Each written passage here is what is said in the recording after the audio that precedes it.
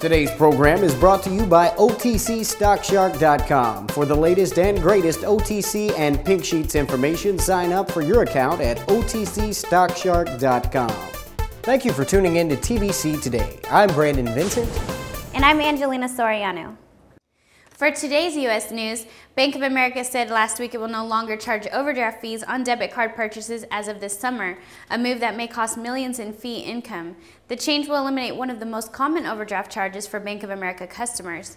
More than 60% of all overdraft fees charged by the bank are for debit card transactions, company spokeswoman Ann Pace said. The move is the second major change in the largest U.S. bank's overdraft policies and will affect the largest debit card network in the country. The first change in September 2009 curbed the number and amount of overdraft charges customers would receive in a given day. Under the latest move, customers will simply be declined if they try to make purchases with debit cards without having adequate funds in their checking accounts.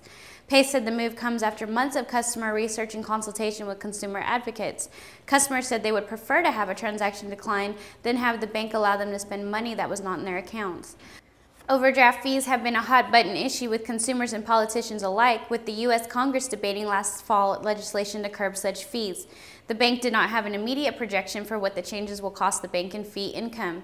The changes won't take effect until third quarter 2010, after the first round of changes took hold in fourth quarter 2009. Overdraft fee income dipped by $160 million. Now over to Brandon with international news. Thanks again, Angie. In today's international news, global financial reform is expected to top the agenda this week as President Obama huddles with Greek Prime Minister George Papandreou, whose country is at the center of Europe's debt crisis. The White House meeting marks the conclusion of a four-country financial relief tour for the beleaguered Greek leader. Beginning Friday, he visited Germany, France, Luxembourg, seeking support for his government's new austerity measures to counteract skyrocketing budget deficits. Greece has one of the worst budget deficits in the developed world, last year at 12.7% of GDP, more than 3 times higher than previously declared due to accounting irregularities or what some call fraud. It also has a public sector debt equivalent to 113% of its entire economy. Athens recently unveiled a package of budget reductions to try to bring its deficit down to the 3% level allowed under the rules of the Eurozone. Finance ministers from those 16 countries met in Brussels last month to try and find a way to end the crisis that some analysts say could spread to other heavily indebted European nations such as Portugal, Spain, and Italy. Greece's deficit is more a credibility deficit than a financial deficit, and we need to bring back the sense of credibility, Mr. Papandreou said. His unpopular budget cutbacks have been met with stiff political resistance and strikes at home. Overseas, the Greek Prime Minister is trying to win support for greater regulation over certain forms of financial speculation that analysts say have made his country's debt crisis worse. Among other things, Mr. Papandreou is asking U.S. and other leaders to restrict the use of credit default swaps, which are insurance contracts. The same kind of contracts that pushed insurance giant AIG to the brink of collapse 2 weeks ago. Fed Chairman Ben Bernanke said the Federal Reserve is looking into actions taken by Goldman Sachs and other Wall Street firms that may have contributed to Greece's debt problems. Mr. Bernanke's commitment came in response to a question posed by Senate Banking Committee Chairman Christopher Dodd, who asked about U.S. banks and hedge funds making financial bets that Greek governments will default on its loans.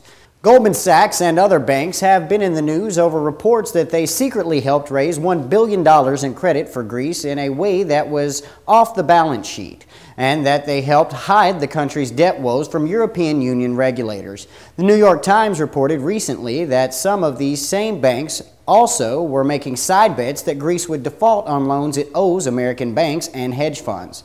By betting in favor of the default, the U.S. banks and hedge funds would win whether Greece pays off its loans or not. Dodd asked whether Bernanke thought there should be limits on the use of these types of bets to prevent firms from creating international runs against governments. The rising price of these contracts contribute to an atmosphere of crisis, making it even more difficult for the Greek government to borrow. Bernanke noted the similarity of the situation of banks making bets to hedge against Greek debt to banks that made bets against hedge in real estate debt, which imploded AIG. Mr. Papandreou has asked American and European authorities to crack down on financial speculators who benefited from taxpayer bailouts only to turn around and profit by exacerbating his country's debt crisis. And now to Angie with today's fashion news. Think you're too busy to work out? Think again. Now there's the Ab Circle Pro, the fastest, easiest way to lose those love handles and get the sexy sculpted body you've always wanted. The secret is the Ab Circle Pro combines cardio and abs to burn fat, while its unique friction-free track uses the momentum of gravity to target your entire midsection in a full circular motion, firing your core like no other machine has ever done. Best of all, it's fun and easy and takes just 3 minutes a day. And now, through this exclusive TV offer, the Ab Circle Pro can be yours to try in your home for 30 days for just $14.95. And if you call within the next 10 minutes, we'll send you Jennifer Nicole Lee's complete Lose Your Love Handle system, which includes our 3-minute express workout and nutritional guide, absolutely free. Call 1-800-310-1646 to try Ab Circle Pro for $14.95 plus shipping with credit card order. Call now for a free upgrade to priority processing. That's 1-800-310-1646. Thank you, Brandon. In today's fashion news, British designer Alexander McQueen's final collection last week revealed a feast of colors and textures, celebrating his skill and passion for spectacle just weeks after his suicide. British media reported that McQueen has been inconsolable over the death of his mother earlier last month and that he had a history of depression.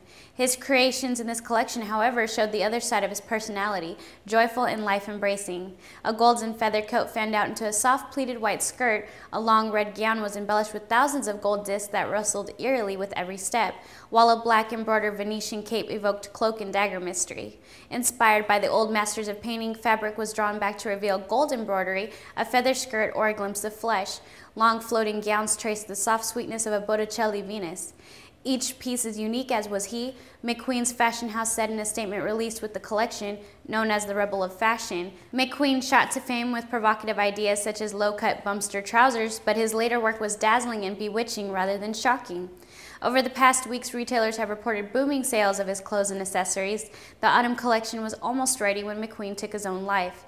McQueen had envisioned an extravagant spectacle. His spring show last year featured robotic cameras and models on towering claw shoes.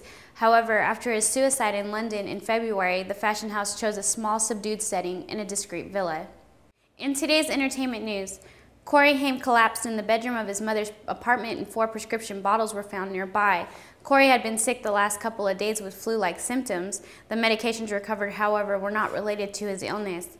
Police said no illicit drugs were found in the apartment, and sources say Haim got out of bed just before 1 a.m. and collapsed in front of his mother. She called 911 at 12:53 a.m., and Corey was taken to the hospital where he was pronounced dead at 2:15 a.m. Corey's mom told authorities he had been battling prescription drug addiction for years. Authorities believe but are not certain that Corey died of an accidental drug overdose.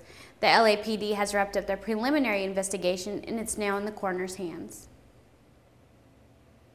In today's health news, kidney stones strike more than 1 million Americans every year, sometimes causing enough pain to bring them literally to their knees.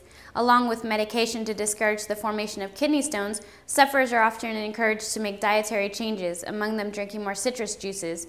Citrate in the fruit reduces the formation of calcium oxalate stones and lowers urine acidity, much like the kidney stone medication. But not all juices have the same effect. Lemonade or diluted lemon juice is the usual recommendation for people with calcium stones, but a study financed by the National Institute of Health compared lemonade with orange juice in patients with calcium stones. They found that 3 cups of orange juice a day, along with other standard dietary changes of kidney stone patients, did a better job of raising citrate levels and decreasing urine acidity than lemonade or distilled water. Then there are cranberry and apple juices, which are good for some stones and bad for others.